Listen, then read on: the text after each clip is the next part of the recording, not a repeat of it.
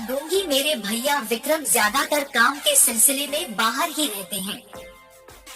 फिर भाभी और मैं रात के खाने की तैयारी करने लगे। हमने अपनी व्यस्तताओं के बीच देखा कि रात के 8 बज चुके थे, लेकिन भैया अभी तक नहीं आए थे।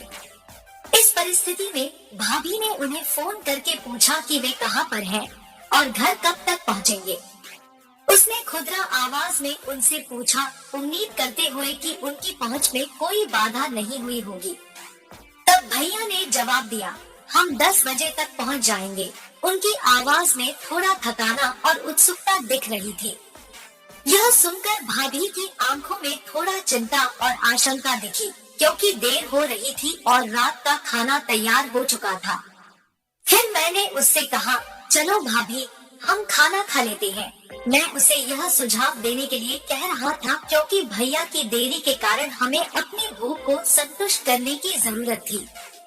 हमें यह भी अनुमान था कि शायद उनकी देरी कारण से वे खाने के लिए ज्यादा वक्त नहीं दे पाएंगे। इस पर भाभी ने मेरे विचार को स्वीकार किया और उसने कहा, ठीक है। उसकी आवाज में समझौते की भावना थी, क्योंकि वह भी उसी समय के तनाव का अनुभव कर रही थी। हम दोनों ने मेज पर बैठकर खाना खाने की तैयारी की और उम्मीद की कि भैया जल्द ही वापस आ जाएंगे। और हम खाना खाने के बाद आराम से कमरे में बैठ गए। अपनी तृप्ति के बाद हम दोनों ने टीवी देखना शुरू कर दिया। शांतिपूर्ण वातावरण में हम दोनों आराम से बैठे हुए थे, जहां हम अपनी पसंदीदा टीवी शो का आनंद ले रहे थे। थोड़ी देर बाद एक आवाज के साथ दरवाजे की घंटी बजी। इस पर भाभी झट से उठी और दरवाजा खोलने की ओर चली गई। उसकी गतिविधि का यहाँ एक रोमांचक ट्विस्ट था। यह संकेत था कि शायद भैया आ चुके हों, जिसकी वजह से भाभी ने उत्साहपूर्वक और उम्मीद से दरवाजा खोलने का निर्णय लिया था। मैं भी उठकर कमरे से बाहर आई। जैसे ही मैंने देखा, भाभी ने धीरे धीरे दरवाजा खोला और उसी समय भैया उनके सामने टूट पड़े। उन्होंने भाभी को अपने गले से लगा लिया और प्यार से उन्हें चूमने लगे।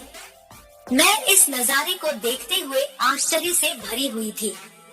वे कभी कभी भाभी के गाल और गर्दन को चूम रहे थे, जबकि वे कभी उनके होठों को संवेदनशीलता से छू रहे थे। यह एक स्पष्ट रूप से अद्वितीय और अनुपम संयोग था, जिससे मुझे उनके प्यार और आपसी संबंधों की गहराई में खो जाने की अनुभूति हुई।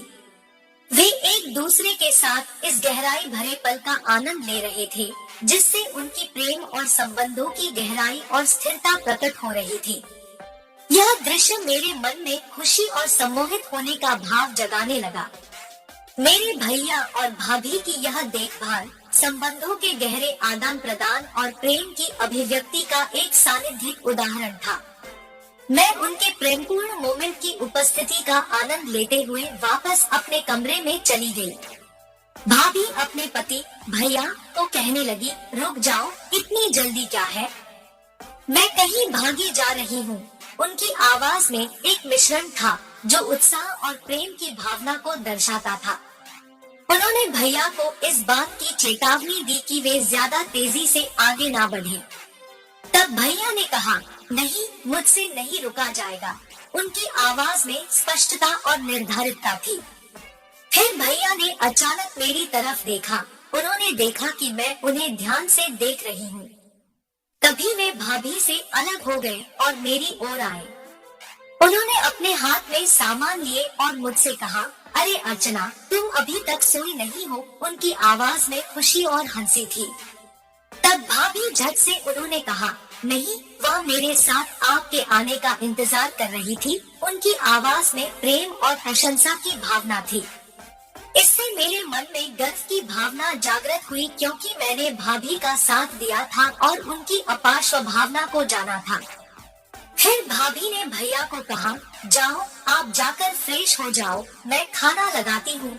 उनकी बातों में देखा जा सकता था कि उन्होंने भैया को आराम करने की अनुमति दी।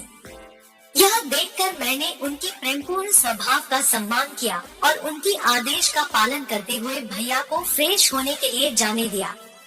मैं भी कमरे में आकर टीवी देखने लगी। उस समय भैया भी उसी कमरे में आए और फ्रेश होने के लिए बाथरूम में चले गए। उनकी आवाज सुनकर मैंने ध्यान दिया। तभी भैया ने आवाज लगाई, अरे जरा मेरा तौलिया तो देना। उनकी आवाज में मजेदारपन था और यह इंगित कर रहा था कि उन्हें तौलिया की आवश्यकता है। तब भाभी आई और मुझे कहा, अर्चना जरा उन्हें तौलिया दे देना, मेरे हाथ गंदे हैं। मैं तौलिया लेकर बाथरूम की तरफ गई। वहां पहुंचकर मैंने दरवाजा खटखटाया, जिस पर भैया ने आवाज दी, दरवाजा खुला है। यह जानकर मैंने दरवाजे को थोड़ा सा खोला और कहा, यह आपका तौलिया है। मैं तौलिया उनके द्वारा उठाया और उन्होंने मेरा हाथ पकड़कर मुझे अंदर खींचने लगे। मैंने उनसे अपने हाथ को छोड़ने की विनती की, भैया यह आपका तौलिया है। इस पर उन्होंने मेरा हाथ छोड़ दिया और दरवाजा बंद कर लिया। जब मैंने यह बात भाभी को संक्षेप में कही, वह तत्परता और चिंता भरी आंखों से मेरी तरफ देख रही थी। यह मेरे दिल को चुभ गया, क्योंकि वह शायद मेरे शब्दों का अर्थ समझ गई थी। फिर उन्होंने अपने हंसी भरे चेहरे को छिपाते हुए मुझसे कहा, अर्चना शायद उसने समझ लिया होगा कि मैं हूँ, इसलिए तुम्हारा हाथ पकड़कर तुझे अपने साथ ले गया होगा। इस बात को सुनकर मेरे मन में आश्चर्य उभर आया।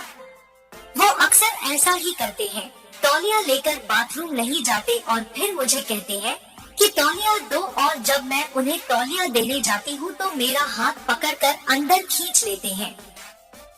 फिर जब मेरे भैया ताजगी से नहाकर बाहर आए, वे मेरी ओर देखकर खुशी से मुस्कुराने लगे। मेरा चेहरा भी खिल उठा और मैं भी मुस्कुराने लगी। इस पर मेरी भाभी ने उनसे पूछा, मेरे लिए क्या लेकर आए हो? उनके चेहरे पर खुशी और आश्चर्य दोनों की छाया दिख रही थी।